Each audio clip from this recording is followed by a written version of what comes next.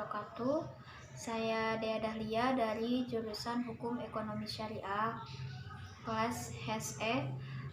Baiklah, di sini saya ingin sedikit menjelaskan materi ujian komprehensif dosen pengampu Jamaluddin ME. Hukum perbankan merupakan segala sesuatu yang menyangkut tentang bank, menyangkut kelembagaan, kegiatan usaha, serta cara dan proses dalam melaksanakan kegiatan usahanya. Asas dalam hukum perbankan ada 5. Yang pertama, asas demokrasi ekonomi, asas kehati-hatian, asas kepercayaan, asas kerahasiaan, dan yang terakhir, asas mengenal nasabah. Struktur perbankan di Indonesia ada 2. Yang pertama, bank sentral, dan yang kedua, bank komersial. Sumber dana dan alokasi dana perbankan. Yang pertama, sumber dana perbankan, dan yang kedua, alokasi dana perbankan. Kontrak adalah hal yang hampir selalu ada dalam kehidupan manusia, terutama dalam hubungan bisnis. Kontrak merupakan suatu peristiwa yang dimana seseorang berjanji kepada orang lain, atau yang dimana dua orang itu saling berjanji untuk melaksanakan suatu hal. Dan dari peristiwa tersebut timbullah suatu hubungan antara kedua orang itu. Dan itu yang dinamakan perikatan. Itulah yang dinamakan kontrak dan perikatan. Syarat sah kontrak itu ada 4. Yang pertama, kesepakatan kedua belah pihak. Yang kedua, kecakapan untuk melakukan perbuatan hukum. Yang ketiga, adanya objek. Dan yang terakhir, adanya kausa yang halal. Itulah syarat sah kontrak. Asas-asas hukum kontrak ada 4. Yang pertama, asas kebebasan berkontrak. Yang kedua, asas konsensualisme. Yang ketiga, asas fakta seranda. Dan terakhir, asas itikat baik. Itulah asas-asas dalam hukum kontrak.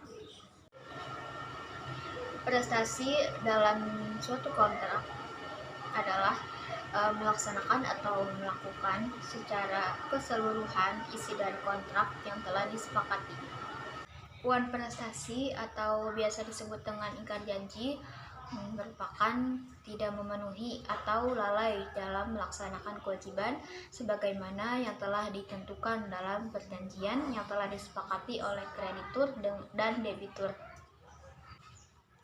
Force majeure atau biasa disebut dengan keadaan memaksa merupakan suatu keadaan yang dimana debitur tidak dapat melaksanakan prestasinya kepada kreditur disebabkan karena adanya suatu hal yang terjadi di luar kekuasaannya seperti gempa bumi, banjir, lahar, dan lain-lain. Itu disebut dengan keadaan memaksa.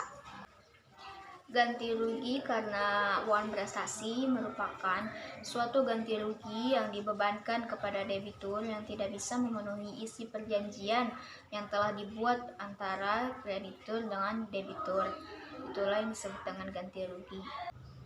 Perusahaan perseorangan adalah merupakan badan usaha yang modal dan tanggung jawabnya dipegang oleh satu orang saja.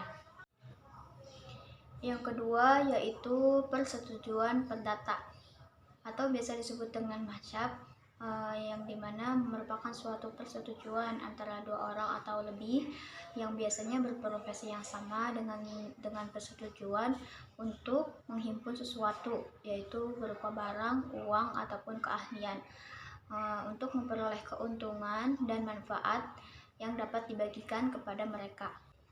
Firma merupakan suatu badan usaha yang terdiri dari dua orang atau lebih yang sepakat untuk mendirikan dan menjalankan usaha dengan satu nama. CV merupakan suatu badan usaha yang terdiri dari dua orang atau lebih untuk mendirikan suatu usaha.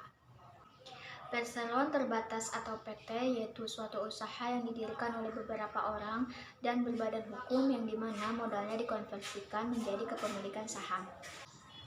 Koperasi merupakan suatu badan usaha dengan didasari oleh asas-asas kekeluargaan. Usaha negara atau BUMN yaitu suatu badan usaha yang dimana seluruh atau sebagian modalnya dimiliki oleh negara melalui penyertaan secara langsung yang berasal dari kekayaan negara yang dipisahkan. Tujuan didirikannya usaha negara yang pertama memberikan sumbangan dan penerimaan bagi perkembangan perekonomian nasional, yang kedua yaitu mengejar keuntungan, yang ketiga menyelenggarakan kemanfaatan umum baik berupa barang ataupun jasa, dan yang terakhir yaitu menjadikan perintis kegiatan oleh sektor swasta dan koperasi. Undang-Undang Nomor 9 Tahun 1969 klarifikasi BUMN dapat dibagi menjadi 3. Yang pertama yaitu perusahaan jawatan, yang kedua perusahaan umum, dan yang terakhir perusahaan perseroan. Pembukuan dan daftar wajib perusahaan merupakan suatu upaya untuk mewujudkan pemberian perlindungan serta pembinaan kepada dunia usaha perusahaan, khususnya golongan ekonomi lemah. Restrukturisasi perusahaan merupakan penyusunan ulang sistem pengelolaan perusahaan yang di dalamnya termasuk pengelolaan modal dan manajemen. Merger merupakan bergabungnya dua perusahaan yang dimana yang awalnya perusahaan itu terpisah dan menjalani usaha dengan salah satu nama usaha pendahulunya. Akuisisi merupakan kepemilikan usaha yang dimana suatu perusahaan telah diambil oleh perusahaan lain dengan membeli saham perusahaan tersebut. Konsolidasi merupakan bergabungnya dua perusahaan atau lebih demi membentuk suatu perusahaan yang baru, dan perusahaan awal akan dibubarkan. Perusahaan go publik merupakan perubahan status perusahaan yang semula tertutup menjadi terbuka melalui penawaran saham kepada publik di Bursa Efek. Pasar modal merupakan sebuah kegiatan yang berkaitan dengan penawaran umum, perusahaan perdagangan efek, perusahaan publik yang berkaitan dengan efek yang diterbitkannya, serta lembaga dan profesi yang bersangkutan yang berkaitan dengan efek. Fiqh muamalah kontemporer merupakan suatu ilmu yang membahas tentang aturan-aturan Allah yang wajib ditaati dan membahas tentang hubungan antara sesama manusia yang berkaitan dengan kehartabendaan dalam bentuk transaksi-transaksi kekinian dan modern. Ruang lingkup fiqh muamalah kontemporer. Yang pertama, muamalah merupakan hubungan antara sesama manusia, hubungan sosial atau hablum minan nas. Dan fiqh muamalah berasal dari kata amala yu'amilu muamalah, yang berarti tindakan atau hubungan perbuatan terhadap orang lain. Hubungan penting seperti jual beli, sewa menyewa, dan lain semacamnya. Ijaroh dalam lembaga keuangan syariah atau LKS.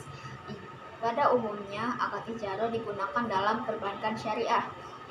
Ijaroh merupakan pemindahan hak guna atas barang atau jasa yang dengan pembayaran upah sewa tanpa diikuti dengan pemindahan kepemilikan atas barang itu sendiri. Kafalah merupakan suatu hukum jaminan dalam Islam guna menyatukan tanggung jawab penjamin kepada orang yang dijamin untuk menunaikan hak wajib di waktu itu atau di masa yang akan datang. Kafalah dalam lembaga keuangan syariah.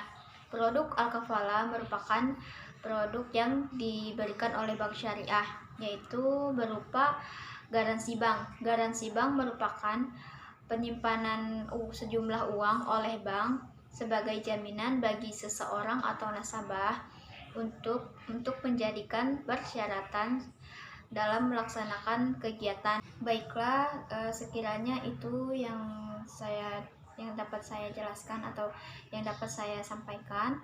Kurang lebihnya saya mohon maaf. Wabillahi taufiq wal hidayah. Wassalamualaikum warahmatullahi wabarakatuh.